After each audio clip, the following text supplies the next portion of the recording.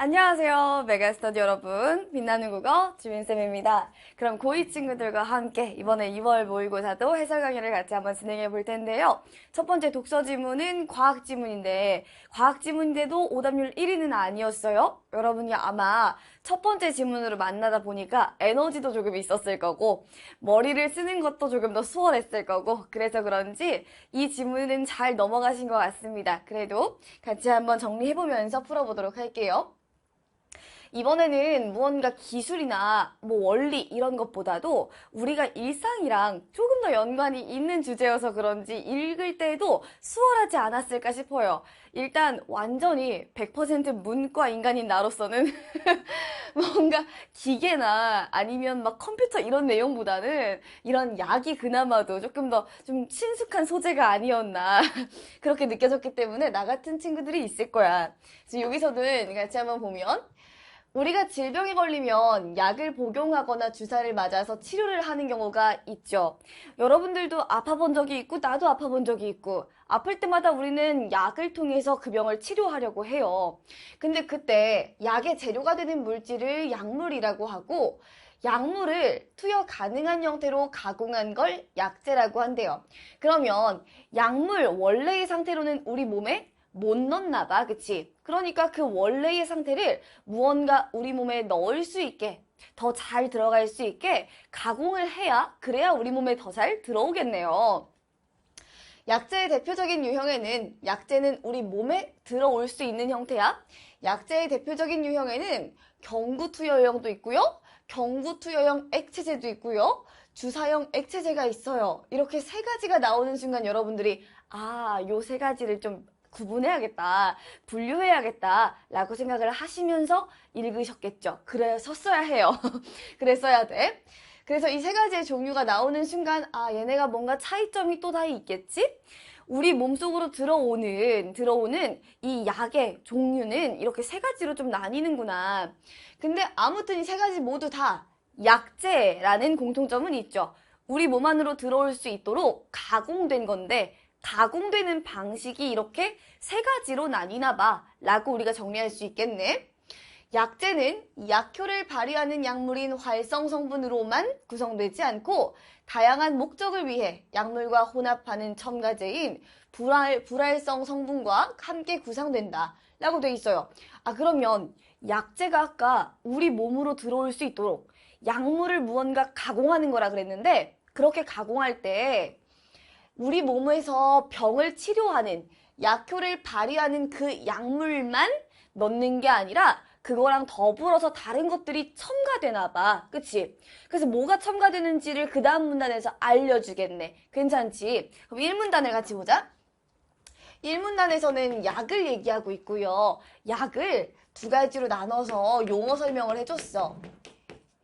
우리 몸에 들어와서 무언가 치료를 하게 하는, 무언가 병을 낫게 하는 그 물질을 약물이라고 하는데 이건 이 상태로 우리 몸에 못 들어와. 그래서 얘를 우리 몸에 들어올 수 있도록 가공을 해서 약재라는 걸 만들어요. 그리고 이 약재 안에는 세 가지의 유형으로 나뉘었죠. 그리고 사실 이 세 가지의 이름이 조금 어려웠어. 그치? 그래서 이 용어를 보고 나서 좀 겁먹은 친구들도 있었을 것 같아. 경구투여형 어쩌고저쩌고 이러니까. 경구투여형 정제제, 경구투여형 액체제,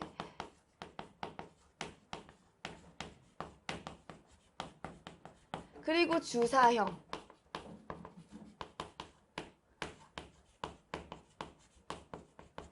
요렇게 세 가지가 있고, 그리고 이 약재에는 활성 성분 더하기, 그리고 불활성 성분 요렇게 구성되어 있대.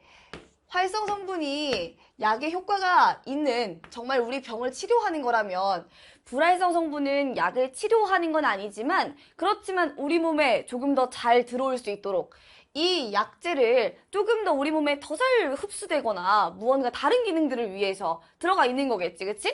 그래서 그런 것들을 이 문단에서 같이 볼 거예요. 봅시다. 경구투여형 정제제는 그리고 중간에 경구투여형 액체제는 마지막으로 주사형 액체제는 각각 애들이 뭘로 구성되어 있는지를 설명하는 게 이 문단이에요. 그럼 여기서 이 활성 성분이랑 불활성 성분이 뭐가 들어있는지 볼 건데,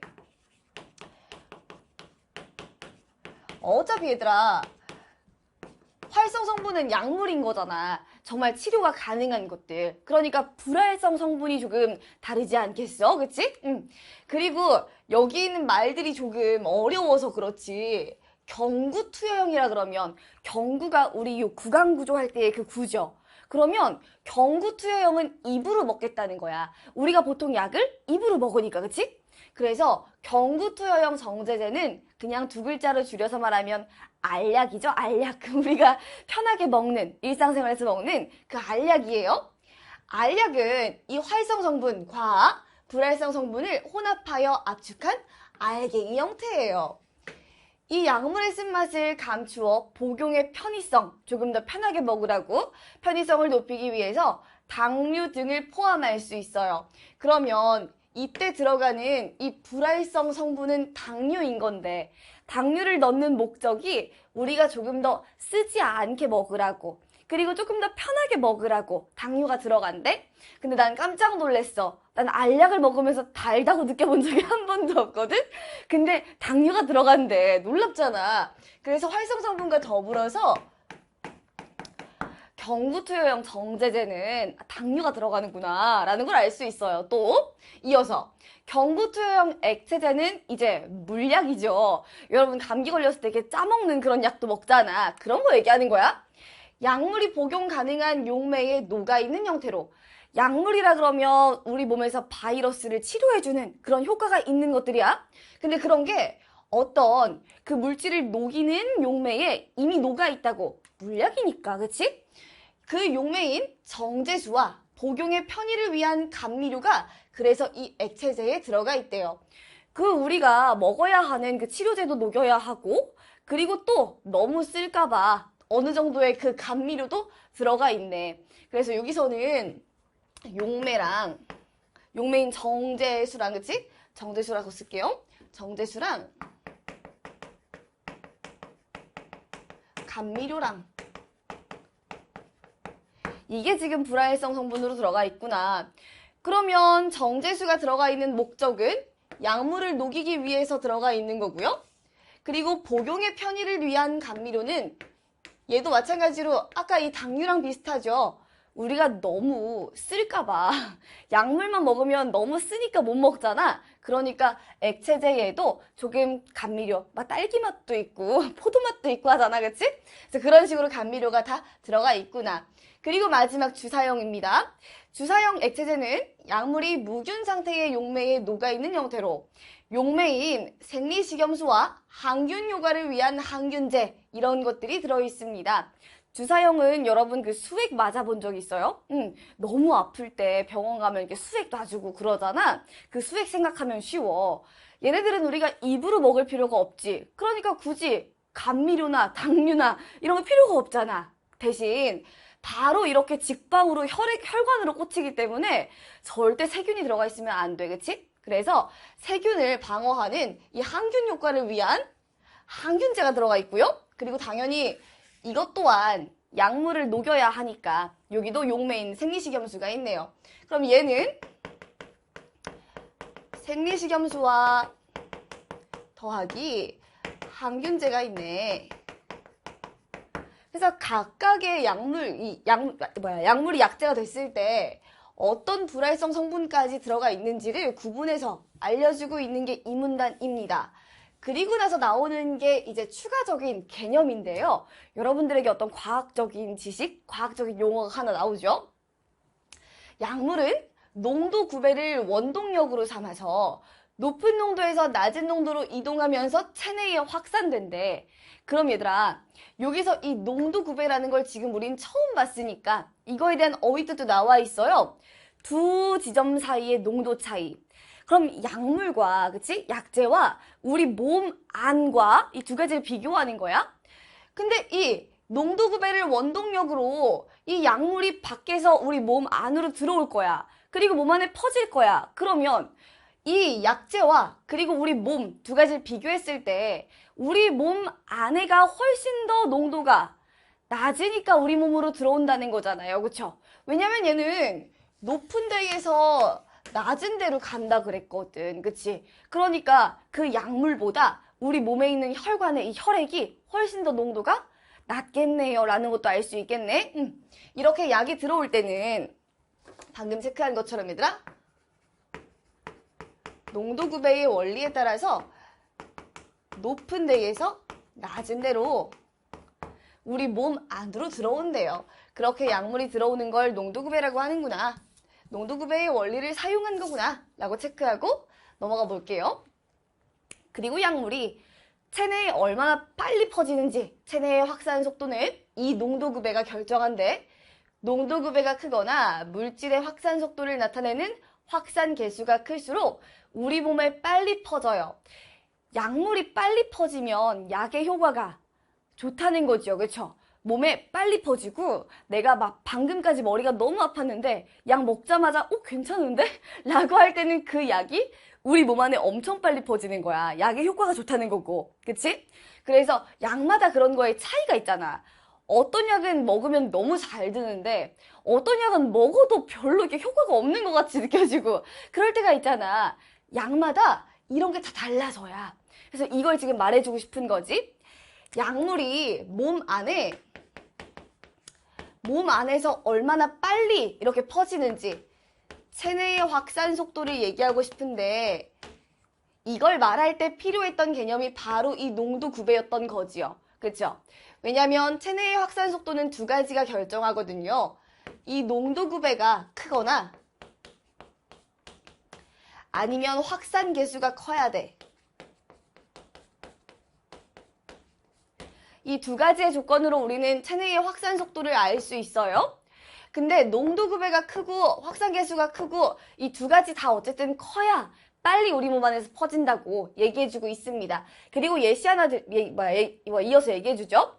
동일한 약물을 액체제와 정제제로 만들었을 때 액체제는 물약이고 정제제는 알약이에요. 두 가지로 만들었을 때 액체제는 이미 용해된 상태이며 이미 녹아있는 상태이며 약물의 표면적이 넓기 때문에 정제제보다 확산 계수가 더 크대요. 그러면 확산 계수가 액체가 훨씬 이 정제된 것보다 크다는 거네요. 알약보다 물약이 우리 몸 안에서 훨씬 빨리 퍼진다라고 얘기하는 것과 똑같은 거죠. 그렇죠? 그렇게 본 다음에 그럼 도대체 약물이 몸 안에 들어가서 어떻게 작용하는 거예요? 단계별로 나눠서 설명해주는 문단으로 넘어갑니다. 체내에 투여된 이 약물은 흡수 단계, 분포 단계, 제거 단계를 거치면서 이동하는데요. 흡수 단계부터 가볼게요.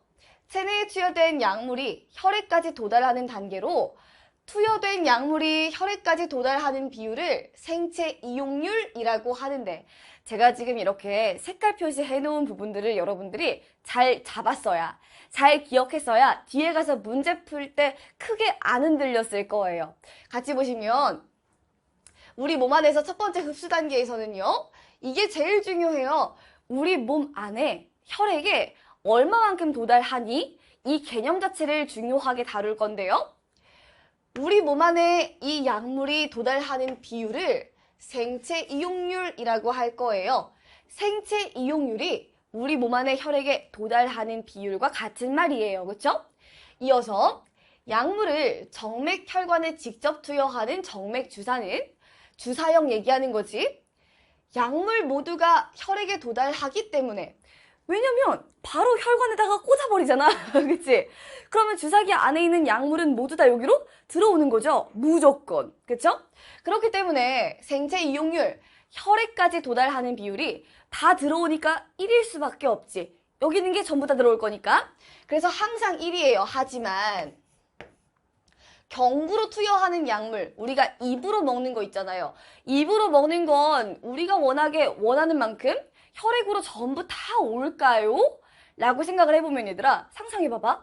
약이 입으로 들어가서 우리가 원하는 그 혈액까지 오는 그 과정이 식도 거쳐서 장도 거쳐야 되고 뭐 위도 거칠 게 너무 많잖아. 그치? 그럼 그 약이 온전한 상태로 우리가 원하는 그 혈액까지 온다는 게 말이 사실 안 되지. 그치?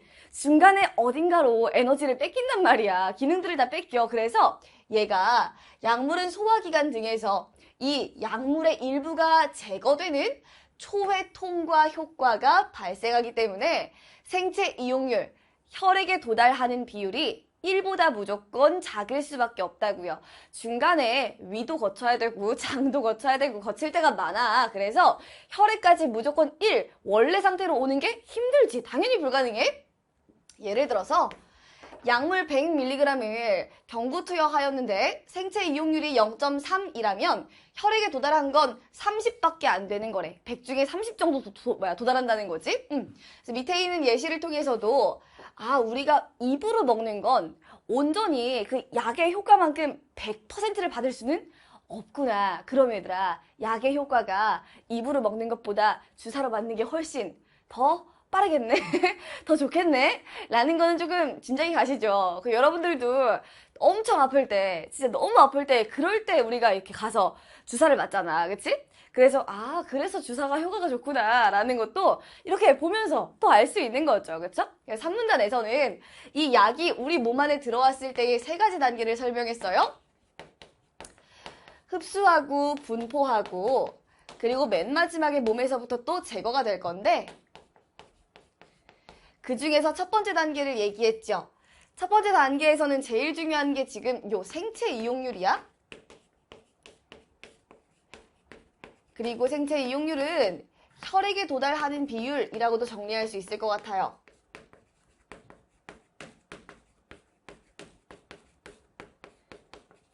그리고 이건 2가지로 나눠 생각해보자. 주사형이면 이게 무조건 1일 수밖에 없어. 전부 다 혈액으로 바로 꽂히니까. 근데 주사형이 아니라 경구 투여형이면 1보다 작을 수밖에 없어. 그치? 중간에 어딘가를 거치니까. 그래서 이렇게 정리하신 다음에 다음 문단 가보겠습니다. 이제 몸 안에서 어떻게 퍼질 건지 얘기할 거예요. 분포 단계. 분포 단계는 약물이 혈액을 통해 체내 여러 조직에 분포하는 단계고요. 분자량이 적거나 지용성이 높은 약물은 세포막을 통과하기 쉬워서 체내에 넓게 분포한대요. 분포 단계에서 더 많이 분포되는 조건을 먼저 얘기해주고 있어요. 분자량이 적거나 지용성이 높으면 이게 2가지가 조건이네. 이게 그럼 걔는 몸 안에서 더 멀리 퍼져요. 이 분포 용적은 약물이 체내에 얼마나 넓게 퍼져 있는지를 나타내는 지표로 혈액에 도달한 약물의 양을 혈장의 약물이 얼마나 농축되어 있는지를 나타내는 혈장 약물 농도로 나눈 값이래요. 지금 이렇게 무언가 계산해야 되는 공식이 나오기는 했죠. 근데 내가 항상 늘 얘기하지만 얘들아, 국어에서 여러분에게 요구하는 무언가 수학적인 지식 그리고 계산은 사칙 연산 정도밖에 없어. 내가 수학을 놓은 지가 꽤 됐지만, 내가 수학 공부를 안 한 지가 정말 오래됐지만, 국어 지문을 풀면서 해야 되는 수학 계산, 이런 거는 더하기, 빼기, 곱하기, 나누기 이 정도여가지고 여기 있는 이 정도의 공식이 겁먹을 필요가 없어요. 그래서 여기도 마찬가지야. 어차피 분포 단계에서는 어쩌어쩌 할 때 분포가 더 잘 돼 라는 조건 줬고, 그 다음에 이 분포 용적을 구할 때에는 모 나누기 뭐야, 모분의 뭐야, 이 정도만 체크하면 되겠죠. 그쵸? 그럼 우리도 정리만 같이 한번 해볼게요. 지금 여기서 분포 단계 같이 가보자. 여기로 올라가 볼까? 여기 옆으로 쓸까요?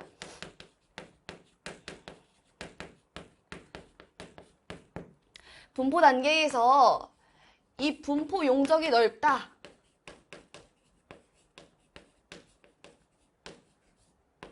몸 안에 더 많이 퍼져 있다 라고 하려면 분자량 자체가 적거나 아니면 지용성이 높거나 이 2가지 조건이 있어요. 그리고 이 분포 용적을 어떻게 구하는데? 라는 공식이 나온 거지.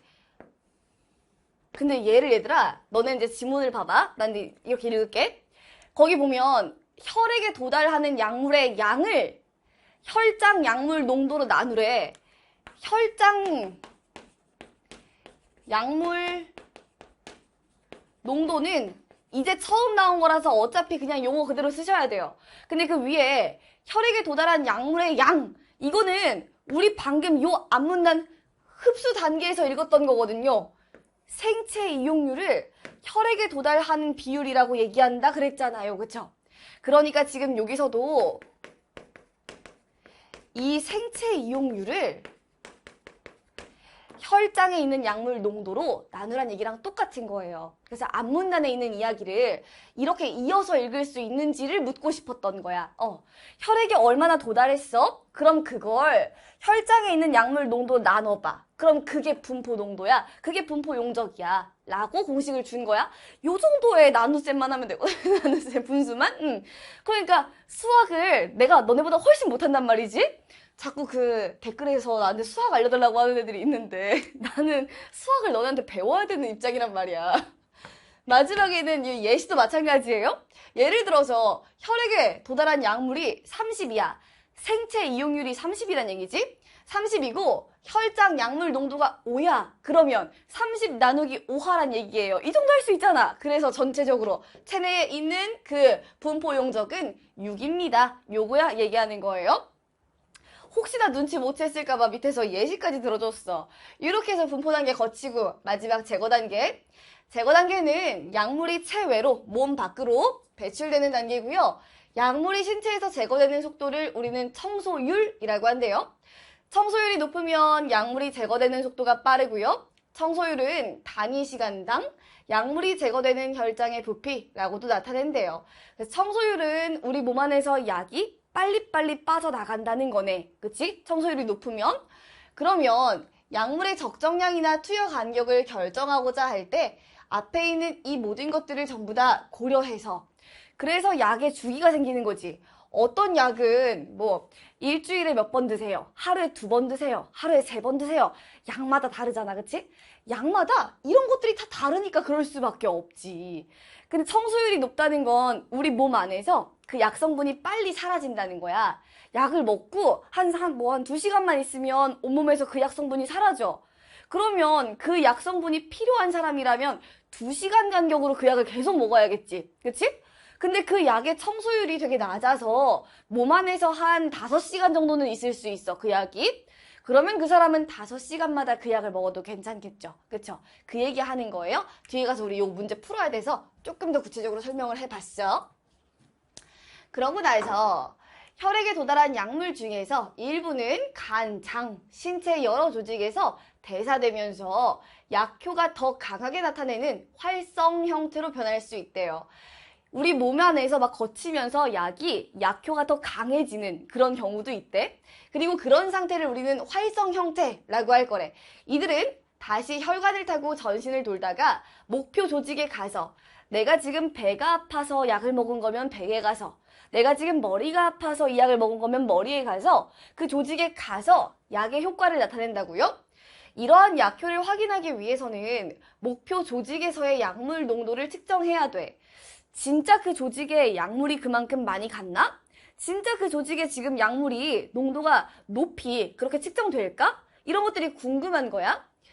왜냐하면 약효는 일반적으로 목표 조직의 약물 농도에 비례하는 것으로 보기 때문이야.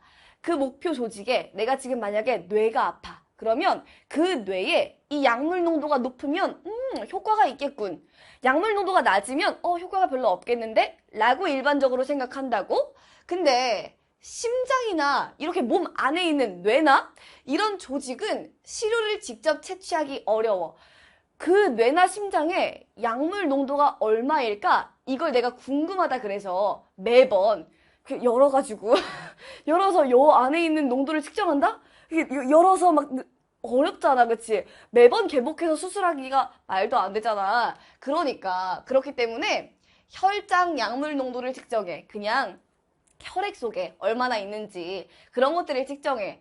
신체 조직을 꺼내는 것보다 당연히 피를 뽑는 게 쉽잖아요. 그쵸? 그러니까 왜냐하면 혈장 약물 농도가 증가하면 그 목표 조직에도 많겠거니 라고 사람들은 그렇게라도 알 수 있는 거지. 지금 혈액 속에 많으면 아마 심장에도 많겠지. 지금 혈액 속에 그 약물의 농도가 높으면 그러면 내가 지금 원하는 타겟하는 그 부위, 그 조직에도 약물 농도가 높겠지 라고 생각을 할 수 있다고 그 얘기하는 거예요. 한편 약물은 목표 조직에서 약효를 발휘하지만 그렇지 않은 조직에서는 약효와 무관한 반응이 일어날 수 있어요. 내가 지금 심장이 아파서 약을 먹었는데 그 약이 뭐 어디 장애가 있어. 그럼 장에서는 아무 기능을 안 하겠죠. 그거 당연한 거 아니야? 그치? 약물이 목표 조직 이외의 다른 조직에 가면 목표 조직의 약물 농도가 충분히 높지 않아서 약효가 기대한 것보다 당연히 낮을 수 있지. 엄한 데 가가지고 걔가 일하고 있으면은 약효가 없겠죠. 그렇죠? 그게 마지막 문단입니다. 이렇게 본 다음에 문제 같이 한번 풀어볼게요. 16번. 윗글을 통해 알 수 있는 내용으로 적절하지 않은 것은 내용 일치 불일치 문제입니다. 1번. 체내에 투여되는 혈액에 도달한 약물은 여러 조직에 분포한다. 우리 몸 안에서 이렇게 약이 투여됐는데 혈액을 통해서 흘러갈 건데 특정한 조직에만 머문다는 건 말이 안 돼, 그치? 당연히 여러 조직에 분포할 수밖에 없어요. 맞는 말? 경구로 투여되는 약물은 항상 투여량의 일부만 혈액에 도달합니다. 이건 우리 생체 이용률 얘기한 거랑 똑같죠? 혈액에 도달하는 비율이 우리 입으로 먹는 건 장이나 어딘가를 막 거쳐야 돼서 무조건 1보다 작을 수밖에 없어요. 얘기하는 거니까 이것도 맞고요. 요게 1보다 작다고. 그 다음 3번. 농도 9배가 작은 경우. 농도 9배라 그랬으면 우리 이 혈액으로 이렇게 약물이 넘어올 때 그 정도가 작다라는 거예요. 그때의 약물이 낮은 농도에서 높은 농도로 이동하나? 라고 뭔가 질문하고 있지만 얘들아, 농도 9배의 개념 정의 자체가 바로 옆에 있네요. 농도 9배 자체가 농도가 높은 데에서 농도가 낮은 데로 이동하는 것이 농도 9배예요. 그쵸? 근데 아무리 농도 9배가 작다 그래도 이 정도 차이가 작은 거지 낮은 데서 높은 데로 이동하는 건 아니란 말입니다. 그래서 정답이 3번이고요. 농도 9배의 정의를 잘 잡으셨으면 얘는 크게 어렵지 않게 넘어가셨을 것 같습니다. 4번. 혈장 약물 농도보다 체내 목표 조직의 약물 농도를 측정하는 게 더 어렵다. 당연하죠. 우리 피 뽑는 것보다 이 개복해서 심장 안을 들여다보는 게 훨씬 어렵죠. 그렇죠? 그 다음에 5번. 주사형 액체제의 약물은 경구투여형 정제제의 약물과 달리 용매에 녹아있다. 주사형 액체제는 액체니까 당연히 식염수에 녹아있을 거고요. 경구투여형 정제제는 알약이에요. 알약. 얘는 어딘가에 녹아있을 리가 없죠. 알약이니까. 그러니까 얘도 맞는 말이고요. 그래서 그렇게 본다면 정답은 3번 보고 넘어갈 수 있겠다.